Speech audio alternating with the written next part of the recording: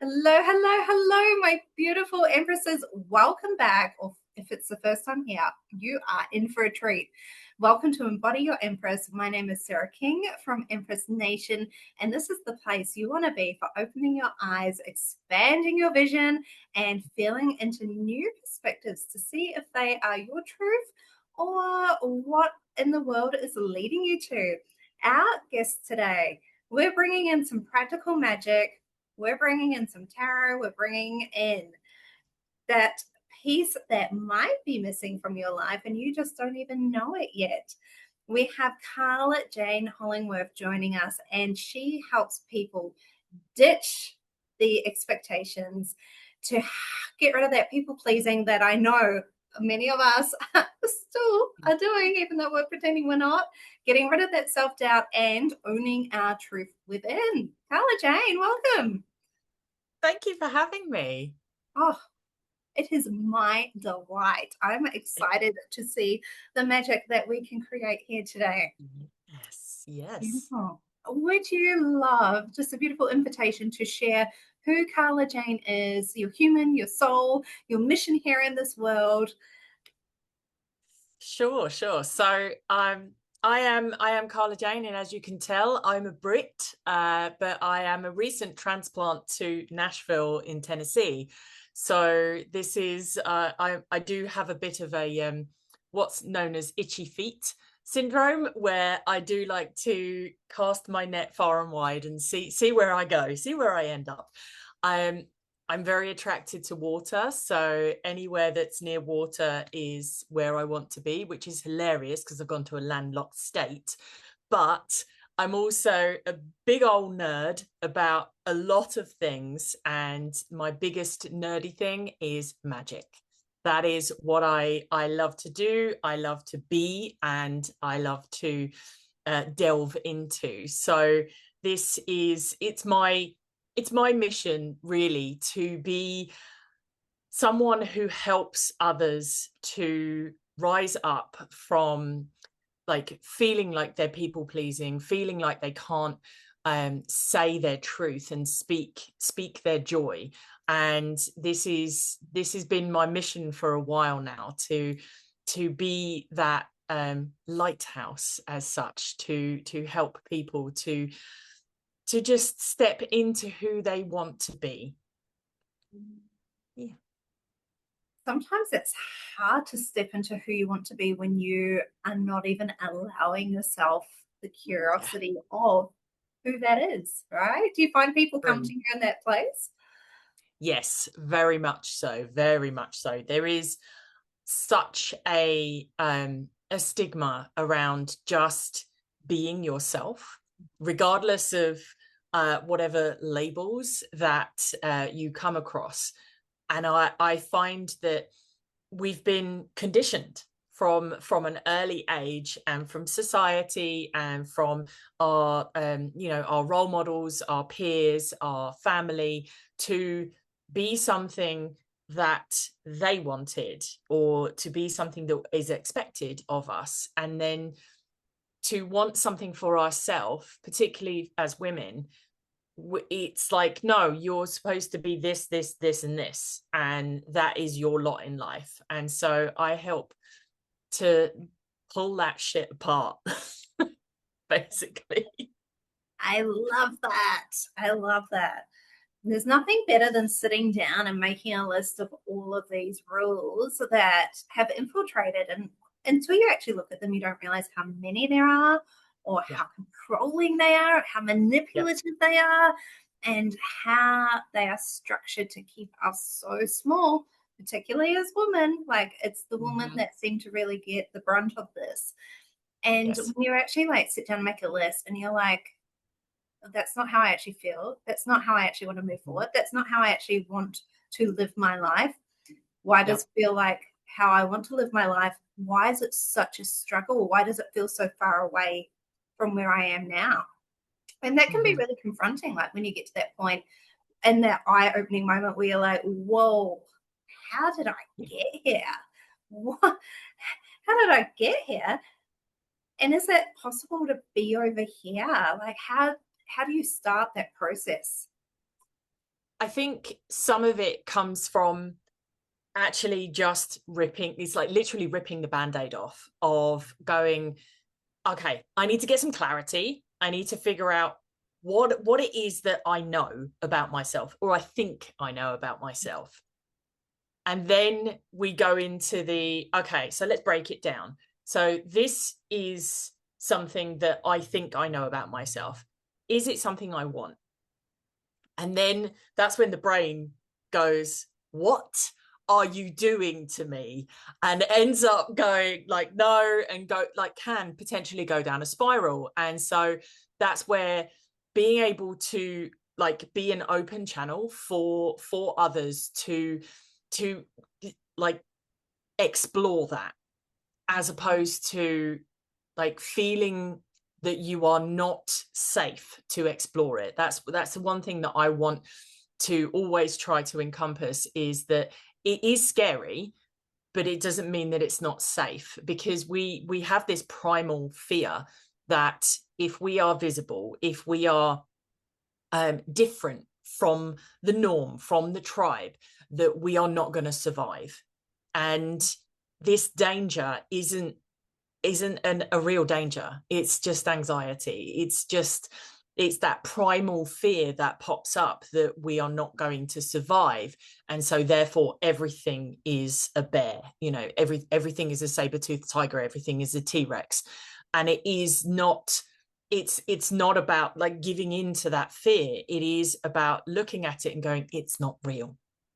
And being able to go, okay, I am safe to explore this. And once I'm safe to explore it, maybe I can disintegrate that fear and then go into more of a, okay, well, what do I want? And then the excitement starts to build. And then you're like, okay, so the possibilities then open up. Oh my gosh. It's interesting, like there still seems like a negative connotation around certain words when it comes to magic. Yes. And like especially witch. Like witch is still Yes. a word that has some people reeling like the worst case scenario, the horror stories, the not horror, the Yep. horror movies sort of image Yep. flexes up. What does this mean to you? Like what does the word mean to you, witch? It means a lot of things. It's not just that it is my practice, because that's what I do. It's what I've done since I was a teenager. But it is something that it has many layers, because it does mean potentially fear of being burned at the stake, of being hung. It is the fear of being seen in my power, which has been historically not safe. And then, but it is also the power of stepping into it, of going, this is who I am. I am in control of my destiny. I am in, it's the, I'm sure there's somebody has released a song, which is Woman in Total Control of Herself, which is, you know, which is it's the anagram of witch. And there is, I'm sure there is a song about it, but it is true. It's like witchcraft in itself isn't just it's not a religion. It is a path. It is a practice. And there are like, yes, there are different sects. So you might be a druid, you might be a Wiccan. There are different levels of things, and it just depends on what you wish to go down. And I know, and am friends with Christian and Catholic witches. So it's not necessarily linked to religion as such. It is about spirituality, but it's so ingratiated in fear because of the witch trials and the witch hunts that went on, you know, hundreds of years ago, and it's been heavily documented. But this fear, particularly in the UK and across Europe, the witch trials and such and so forth didn't actually end until, I'm not entirely sure of the actual date, but it was in the 1900s. It was as recent as then. No way. That recent. Yeah, that recent. Women being accused of witchcraft and tried and put to death because of it. So it is still a very, very current fear, even though we think when we talk about the witch trials, you might think of, particularly if you've had a semi-traditional school upbringing, that more often than not, most people will have gone through the crucible. And the crucible is about the Salem witch trials. And then we think, oh yeah, it's ye olde times, we're detached from it. But it is really close. And witch trials now, without getting too political, but there are, it's witch trials, but in a different form, that women are still being policed. And it is a very real thing that we are still experiencing that fear. Yeah. So changing form, right? There are yes, different it is changing form. So then my next question would be, what is witchcraft? What is witchcraft? Okay, so it is essentially whatever your special interest is. So witchcraft encompasses so much, but it's basically a spiritual practice where you are connected essentially to the elements. So this could be something that you might be a nature witch, you might be a sea witch, you could be a cosmic witch, you could be, there is astrology, there is divination. So this is what I do. So tarot and pendulum and tasseomancy, which is tea leaf reading. So there's all manner of different types of witchcraft, and we could be here for hours talking about it, but it is essentially just a spiritual practice that you are connected with. And usually it's a solitary practice. So it's some kind of ritual, some kind of connection to an element, and just there is that element of faith in there as well, that faith that what you are doing, you believe in, and that you feel good about it. That is beautiful description. Like any spiritual practice, it has a light and a dark side. And I feel like I had to ask, what is witchcraft? Because I just felt like people see it and they think negative, darkness, demonic sort of things. Yeah. And yet it can be working with herbs, right? And making tinctures, Yep. and putting energy into water sources, and so many different things to practice and create your rituals for good, for your good, Yes. Yes. regardless of anyone else out there. More of a personal thing. I love that practicing it individually. Like, people have that circle mentality that has probably been ingrained into us for a reason, or fear. This stand in and we're gonna, like, someone will be in trouble. But that is really beautiful. And I have a beautiful friend, and she said one day, she was like, Sarah, everyone's a bit of a witch. Like, especially in this part of the world where I'm from. Like, we are outside, we're in nature a lot. Yes. We are in the ocean a lot. We are having bonfires, like we have campfires. And people probably don't connect it to witchcraft, but often, like, I can see the connection, and I'm like, this is like ancestral, like passing through the knowledge of what we are doing. And sitting around a campfire, to me, sharing stories goes back a very long way. Yes, it really does. Yeah, I love it. I love when you open your mind up to taking the actual labels of things and being able to play with it, and then you can actually just feel the energy come in and open up, and you can personalize it for what you would like to be doing in your life, especially with what you do with helping people get rid of those I guess, those personas that are cloaked on Yeah. us and like coming back to their truth. You use tarot as a tool for that, like within everyday life. How can you explain that to me? Like, how do you do that? So I don't treat tarot like this mystical thing. Like, they're pieces of card. Number one, they're just pieces of card. And also they're actually, as they've come about, particularly since the Rider-Waite-Smith, the traditional tarot deck came out, it's more about archetypes. So I don't use them as a mystical tool. I do use them with my intuition, and I do connect with the energies. If I'm giving a reading to someone, if I'm reading myself, I argue with the cards quite regularly.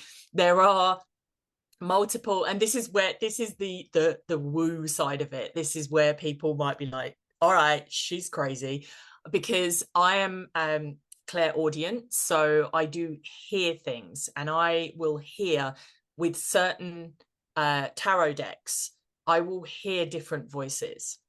And so depending on which tarot deck I pick up, it's for specific things. So one deck is my go-to that I will use, and I was very surprised that it was a he.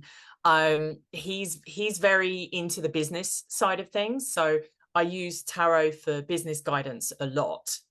That is my main niche, is doing coaching with using tarot. And then I have other decks which are a little bit like, will give you a bit of a bitch slap. They will all. Tarot doesn't mince its words. But it is more about reading the energy that you are connecting with and telling you what you need to hear, not what you want to hear, because that is usually what people think of tarot, is like, oh, somebody's going to tell me, and like the death card will come up and the devil card will come up, and they'll be like, oh my god, you're gonna die. And then it doesn't help with films like Tarot, which is a horror film, and I got very cross about it, because I'd done so much work, and I know I'm not the only one, because I know I'm not the only tarot reader in the world, but I'd done so much work around trying to destigmatize the fear around tarot. And then this film comes out, but I can't be too mad because one of my friends was a makeup artist on it. But still, it's like, it's very hard to pull out the stigma around using certain mystical tools, because they are, and again, it comes back to the witchcraft thing. But I do like to use it not as a predictor, but as a tool for guidance and to give you what you need to hear. Absolutely. I love, you've probably seen a million memes on it, but the memes where you go and have a reading and you're like, no, shuffle them again. That's not what I was here. Bitch, you need to shuffle again. I say that multiple times. Yeah. Sometimes I have cards come out and I'm like, really? Again? Yeah. Are we doing this again? And they're like, yeah, you didn't learn it, Sarah. That's why it's happening again. That's on you, not me. Yeah, like, that's stalker cards for you, because you didn't listen the first time. It's only me. I love it. I think that's really cool that they talk to you. Yes. How deep does the conversation go between you and the card? It depends. It depends on the reading. It depends on the situation. It depends on the reactions. There's sometimes moments where I'm like, are you sure about that? And I will just get a very sound yes. And I'm like, okay, all right. And I'm like, do I need to pull out more cards? No. I said what I said. And so there are moments of that, but then there are also other moments of where you're just kind of having this conversation, it's very gentle and it's very connected, and it's a lot quieter. So there are I feel like we missed a second there. It was So with the quieter conversations, it's very interesting because then it's less audience, it's less I don't hear it less. I don't hear it externally, I hear it internally. And then it becomes a feeling, and then it like drops into my my solar plexus. That's usually where I feel all my intuitive sections. And it becomes I need to feel it. It needs to be a bodily reaction. So sometimes it's deep, sometimes it's I said what I said, and sometimes it's a little bit more nuanced. But it really depends. And the each of the characters, I guess, that come through, they're all so very different. And so very, majority of them are really sassy. well, if you had all the knowledge of the universe, wouldn't you be as well? Probably like looking at these humans going, why do they keep asking the same things over and over? Yes, definitely. Like I get that of it, but then there's also me going, I'm asking the same thing for the 1,000th time. Yes. Yeah. Oh, that's beautiful. So when people come to work with you, Carla-Jayne, what are their biggest areas of concern? What is the bit that drags them in the door to you?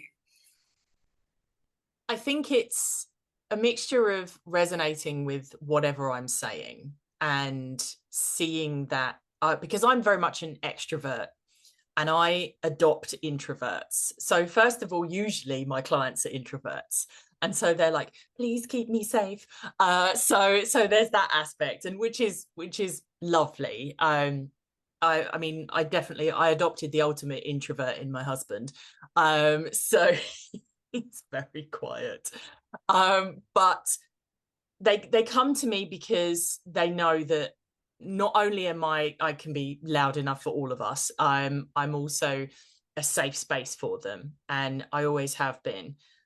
But then they'll come to me for visibility, and they'll come to me because they're like, I want to be able to show up in a way that feels good for me.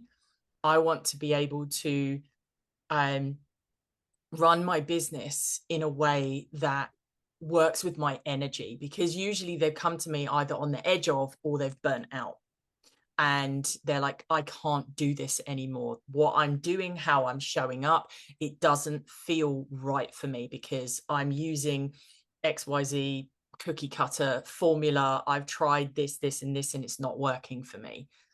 And so the majority, again, it's same thing: introverts, neurodivergent, on the edge of burnout or in burnout, and just not able to implement what they have been taught, and they're just getting in their own way. Because this was me, apart from the introvert thing, but this was me a few years ago doing exactly the same thing. And now this is where I am now, where I'm like very loud, out of the broom closet, very, very in it and loving every second of it. And I think a lot of people need to see that, because they don't often have that potential role model or that inspiration to look up to. And that's why I embody myself after the Queen of Wands in the tarot deck, because the Queen of Wands is somebody who shows up, is action oriented and shines her light, but also brings people along with her. So it's not just about shining and going, look at me, spotlight, spotlight, which is hilarious because that is what you hear when you might think of a Leo. Guess who's a Leo? But it, yay! I'm But not it is, introverted though. I sit more on the introverted side. I'm like, or it Leo, could you get me depend. down. Could depend. It's Yeah, it could. situational. Yeah, it could also depend on where your moon sign is, where your rising sign is. There are multiple other things. So my moon sign is Pisces, so that is the psychic and intuitive abilities, and then my rising is Aquarius, and so I'm really weird, and I love it, and I own it. That's really cool. That's really cool. Amazing. So I can only imagine the transformations that people have when they are in your when you're in your bubble, to Yeah. go from burnout, overwhelm, stress, I want to say hiding away, like Yes. hiding who I am. And then they come to you and someone goes, not that we need permission, but someone goes, be who you are. And then it Mhm. can all just drop and fall away. And for the first time, you get to explore that, or what lights me up. How do I want my life to feel like? And then to step into that process of being held in that safe space as they explore, and they take that step out of the nest, and they can see, like, test Oh, who I spreading the am. wings.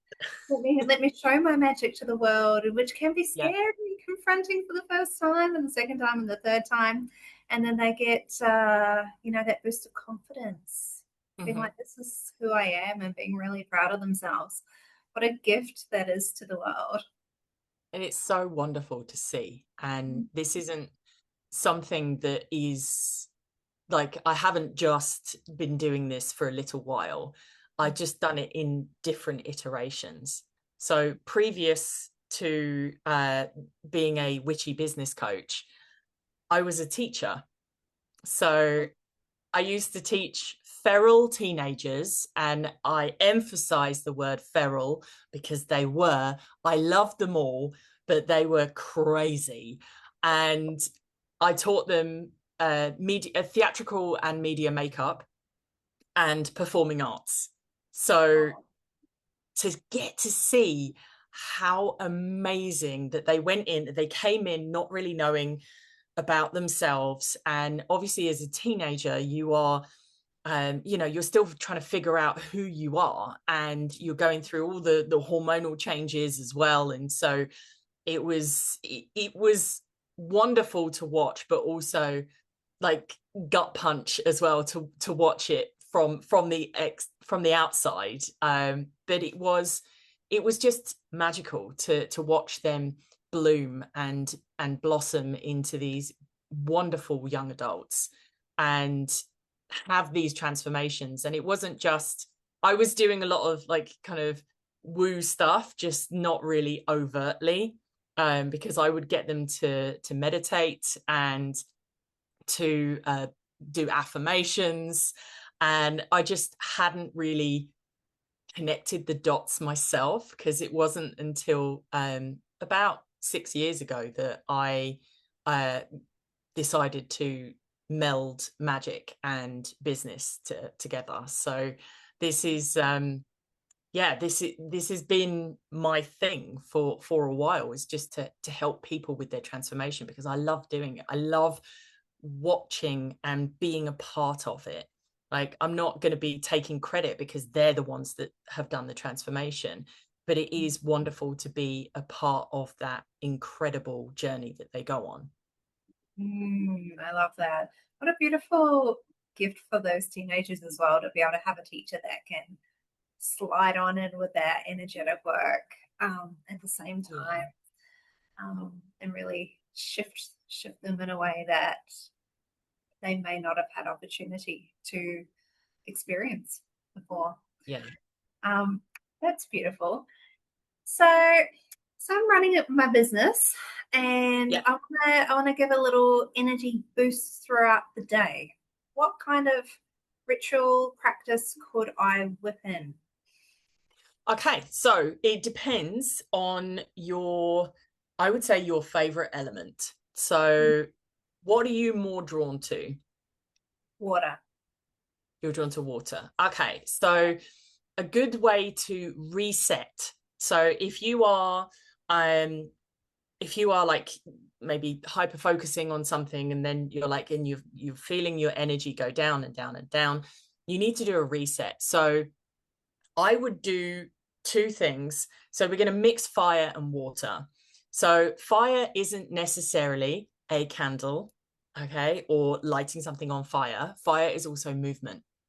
So what I would suggest that you do is get up from where you are and move your body. Do some somatic movements. So shaking is one of the best things that you can do, depending on your capability of movement. So you could maybe just shake your hands, you can shake your arms, you can give a shimmy.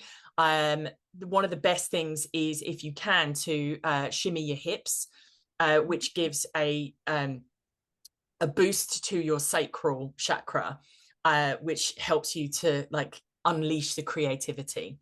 And then once you've done that, you go to the bathroom or to your sink, wherever you need to do, and wash your hands. And as you're washing your hands, you are saying to yourself, I'm resetting, I am recalibrating. And you can then continue to like maybe wash your face, or go and get yourself a glass of water, and then you can speak your intentions. What are you going to do for the next couple of hours? I want to bring more energy into my life. So you can imagine that you are pouring energy, you are bringing energy from the universe into this water, and you're watching it go in, and you're saying, I'm bringing energy into this, I'm bringing energy into this. And then you take a drink, I am taking energy into me, and then do it again, and then just have it by your side whenever you need to pick me up. And it's also a really great hack for if you need to get your water intake up. I love that. Yeah, just 2 in 1, a twofer.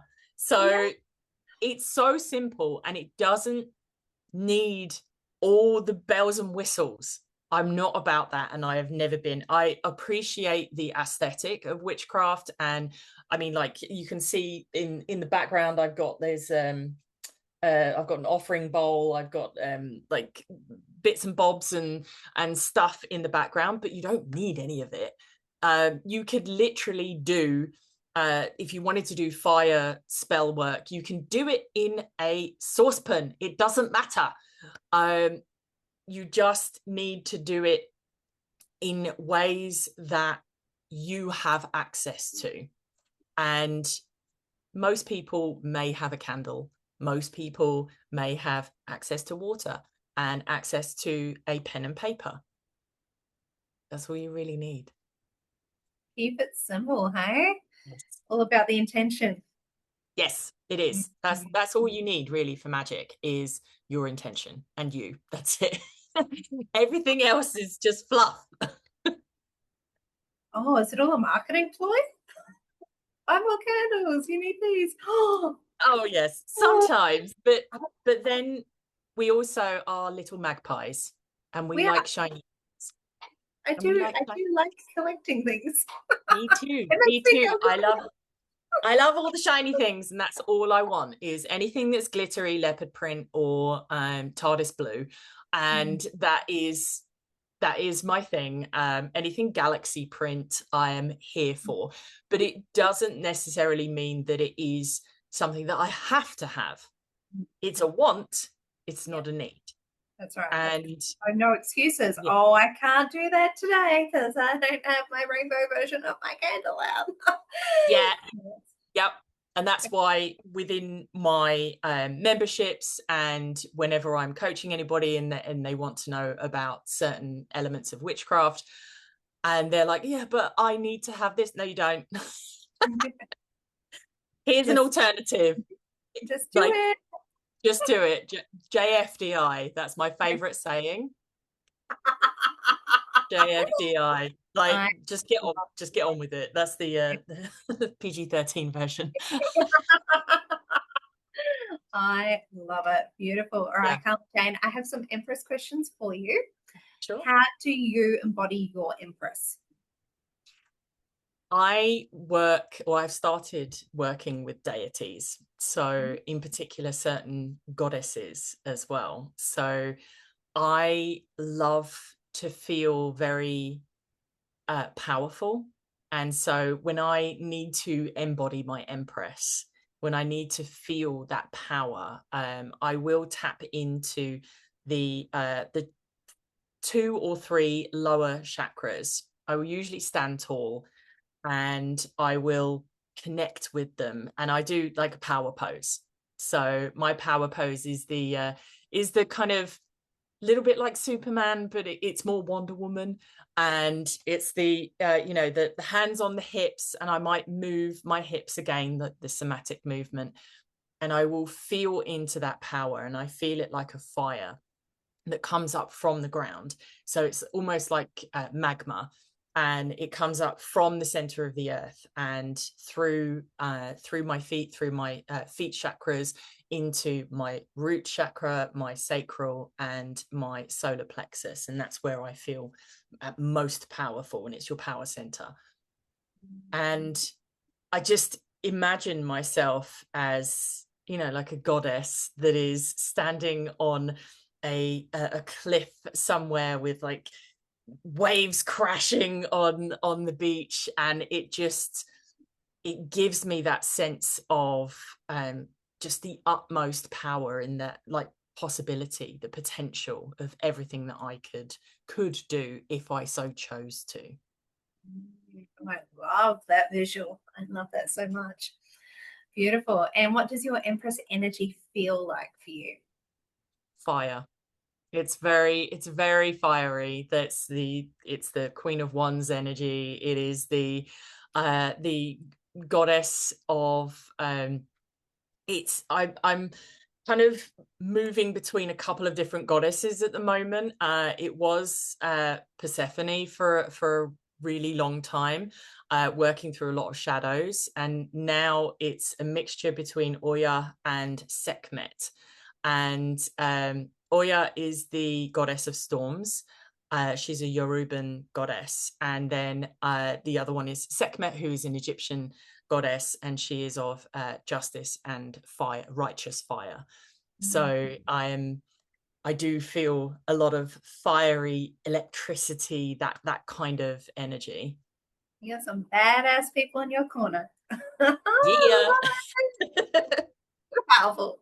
Beautiful. And what are your parting words of wisdom for inspiring your nation? That's a loaded question. Just one. Just one. Just take action. Take action, even if you're scared. Take action, even if you're not sure how it's going to turn out, because you will always look back on the steps that you never took. You'll always look back on those. So just take action. We only have one go that we're really aware of around this mortal coil. And one of my favorite sayings is, we are a stardust powered meat suit. So you can do anything that you put your mind to. I love that too. I love that. It makes me giggle every time I hear it. And factual, right? It's true. It's true. Oh, beautiful. Thank you so much for our conversation today, Carla-Jayne. We're going to pop all your details on how everyone can connect with you in the show description. And I just love the energy of this chat. Like, so safe, beautiful, calm, inspiring, all encompassing, all of what we are as women. Like, it just feels like just an epic flow of womanhood throughout this conversation. So thank you so much. You're so welcome. Thank you for having me. It's been marvelous.